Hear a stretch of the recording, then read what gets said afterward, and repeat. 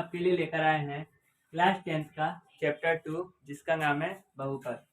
Chapter number 1 real number की video हम पहले ही बना चुके हैं। अगर आपने अभी तक नहीं देखी है तो आप जाकर देख लो, क्योंकि आज बहुपद की शुरुआत कर रहे हैं तो सबसे पहले बात करेंगे हम बेसिक कॉन्सेप्ट्स की, जो जानना सबसे ज़्यादा जरूरी है। तो सबसे पहले बताइए बहुपद होता क्या है। तो बहुपद जिसमें एक से अधिक पद होंगे उन्हें कहते हैं बहुपद। अब बहुपद की शुरुआत कहाँ से होती है, सबसे पहले आपके लिए जानना जरूरी है चर और अचर को। चर और अचर, क्योंकि इन दोनों चीजों से ही मिलकर बना होता है बहुपद। तो चर क्या होते हैं? जो अंग्रेजी वर्णमाला के शब्द होते हैं A B C X Y Z ETC, जो अंग्रेजी वर्णमाला के शब्द होते हैं वो होते हैं चर। और जो आपके रियल नंबर्स होते हैं वो होते हैं आपके अचर, जैसे कि 1 2 3 डैश इंफिनिटी। तो सबसे पहले आपने जाना है चर और अचर किसे कहते हैं। अब बात करेंगे बहुपद होते क्या है, कितने प्रकार के होते हैं। तो सबसे पहले बहुपद के प्रकार के बारे में बात करेंगे। तो बहुपद होते हैं एक पदी बहुपद। बहुपद को दो प्रकार से बांटा गया है, पहला पदों के आधार पर और दूसरा चर और अचर के आधार पर। तो एक पदी बहुपद क्या होते हैं? जिनमें केवल एक पद होता है उन्हें कहते हैं एक पदी बहुपद। जैसे कि 3x² 2x, इनमें कैसे पद है? केवल एक ही पद है तो इन बहुपद को कहेंगे एक पदी बहुपद। और जिसमें दो पद होंगे उन्हें कहेंगे द्विपदी बहुपद, जिनमें कैसे पद होंगे? केवल दो पद, जैसे 3x² 2x 3x+2। ये पदों के आधार पर वर्गीकरण हो रहा है। जिसमें एक पद था वो एक पदी, जिसमें दो पद होंगे वो द्विपदी, और जिसमें तीन पद होंगे उसे त्रिपद कहेंगे, जिसमें चार पद होंगे उसे चार पद। और एक बहुपद होता है आपका शून्य पद। जिस बहुपद में शून्य के सिवा कुछ ना हो उसे क्या कहते हैं? शून्य बहुपद। जैसे कि ये है, ठीक है।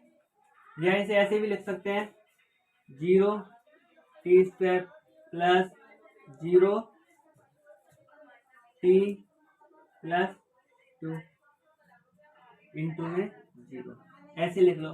तो इस पूरे की वैल्यू क्या हो जाएगी? 0। तो ऐसे बहुपद को कहेंगे शून्य पदी बहुपद। चलिए अब बात करेंगे चरों के आधार पर बहुपद का। अब बात करते हैं चरों के आधार पर बहुपद। तो सबसे पहले चर, जैसे एक चर में बहुपद होते हैं, इसमें क्या होता है? केवल x 2x ये मिल गए। और जिसमें दो चर होंगे उसमें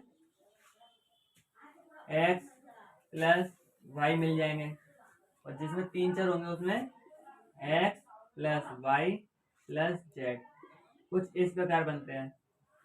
एक चर वाले में केवल एक ही चर होगा, दो चर वाले में दो चर होंगे, और तीन चर वाले में तीन चर। ऐसे ही 4 5 6 7 8 9 ऐसे ही बनते चले जाएंगे, ठीक है। अब बात करते हैं धातुओं के आधार पर बहुपद। तो सबसे पहला होता है रैखिक बहुपद। क्या होता है? रैखिक बहुपद। अब रैखिक बहुपद क्या होता है? जिस बहुपद की घात क्या होती है? बहुपद की घात एक होती है उसे क्या कहते हैं? रैखिक बहुपद। जैसे कि x+y, या ऐसे लिख लो x+1। इसकी घात कितनी है? इस x की घात यहाँ पर क्या है? एक है। और क्या कह सकते हैं? x⁻1। ये भी क्या है? बहुपद है। कैसा बहुपद है? एक पद वाला बहुपद है। तो ये कैसा बहुपद होता है? रैखिक, जिसकी घात क्या होती है? केवल एक होती है। और द्विघात बहुपद, ये क्या होते हैं, जिसकी बहुपद की घात 2 होती है उसे कहते हैं द्विघात बहुपद। जैसे x square plus 4 common x square plus 3 x plus 2, कुछ इस प्रकार। इसके बाद बात करें त्रिघात बहुपद की, तो जिस बहुपद की घात 3 होती है उसे कहते हैं त्रिघात बहुपद। जैसे एक्स क्यूब प्लस 3x ऐसे लिख दो, या x cube plus 3x square plus 2x plus के 1, या इतना बड़ा लिख दो। है कैसे, ये दोनों त्रिघात बहुपद है। जिस बहुपद की घात 3 होगी वो त्रिघात, जिसकी घात 2 होगी वो द्विघात, और जिसकी घात 1 होगी वो रैखिक। और ऐसे ही आगे चलते चले, जिसकी 4 घात होगी वो चतुर्घात, 5 घात होगी पंचघात, ऐसे आगे बढ़ते चले जाएंगे। लेकिन आपको केवल इस चैप्टर में ये पढ़ना है, जिसका नाम है द्विघात बहुपद। आगे बात करें तो बहुपद की घात आपसे पूछी जा सकती है। बहुपद में जो सबसे ज्यादा घात होगी, जैसे ये है एक्स स्क्वायर प्लस के 3x क्यूब प्लस के 1। अब इसमें बहुपद की घात पूछी जाए, क्या पूछी जाए, बहुपद की घात। अगर आपसे बहुपद की घात पूछी जाए तो केवल कुछ मत देखना, जो बहुपद की सबसे ज्यादा बड़ी पावर होगी, जिस बहुपद में सबसे ज्यादा बड़ी पावर होगी वो क्या है, बहुपद की घात होती है। तो बहुपद की घात इस बहुपद में क्या होगी, 3।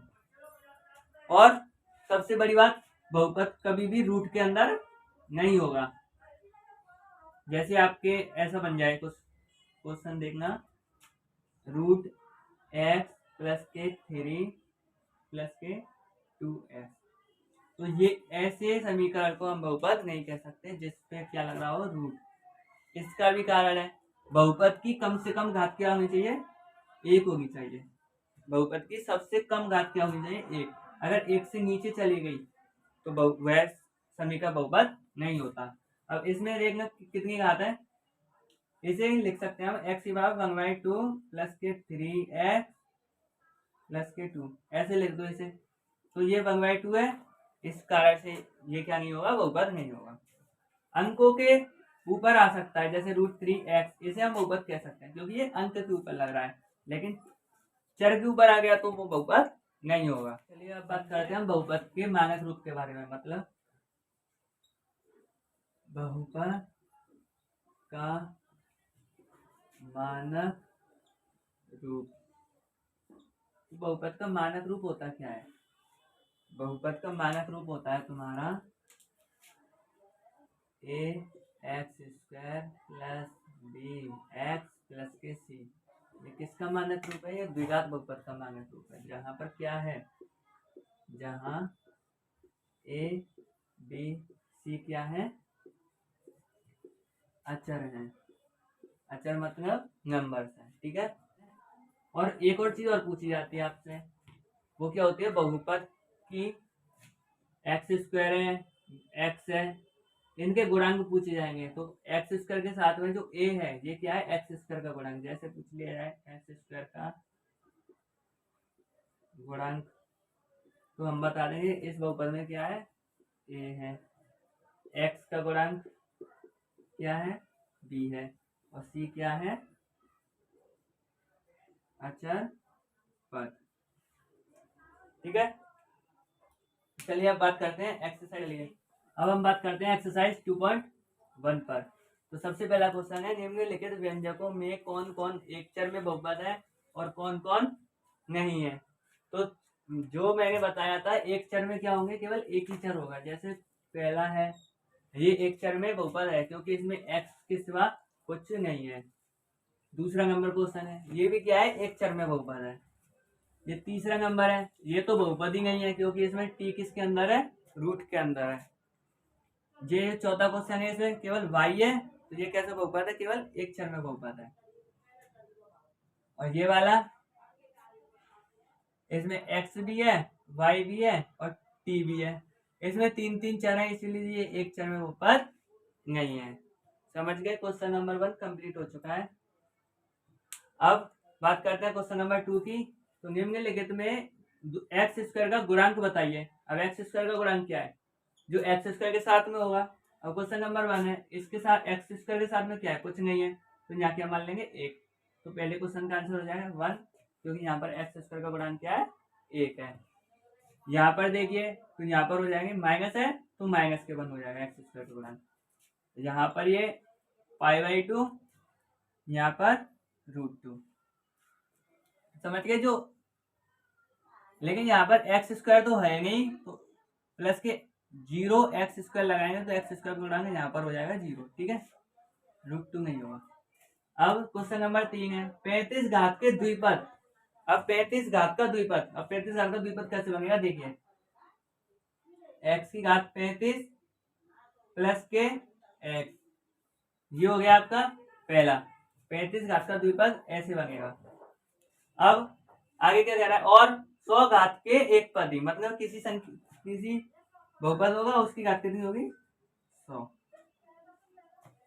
का एक उदाहरण दीजिए। तो ये आपके सामने दोनों के आंसर है, 35 घात का द्विपद और 100 घात का एक पद।